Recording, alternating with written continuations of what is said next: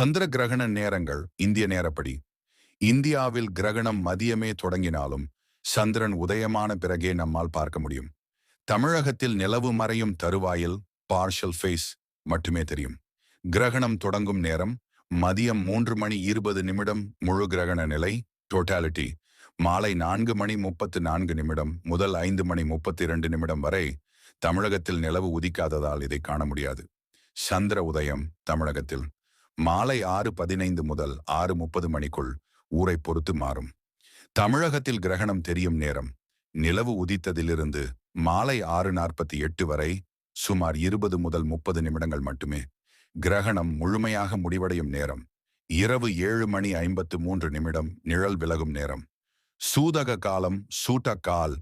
ஆன்மீக நம்பிக்கையின்படி கிரகணம் தொடங்குவதற்கு 9 மணி நேரத்திற்கு முன்பே சூதக காலம் தொடங்கிவிடும். சூதகம் தொடக்கம் இன்று காலை 6:23. சூதகம் முடிவு இன்று மாலை 6:48 கிரகணம் முடிந்தவுடன். முக்கிய குறிப்புகள். வழிபாடு. கிரகண நேரத்தில் மாலை 3:20 முதல் 6:48 வரை கோவில்கள் நடை சாத்தப்பட்டிருக்கும். வீட்டின் பூஜை அறையையும் மூடி வைப்பது வழக்கம். உணவு மாலை 6:48க்கு மேல் குளித்துவிட்டு வீட்டை சுத்தம் செய்த பிறகே உணவு உட்கொள்வது நல்லது. மாசி மகம்.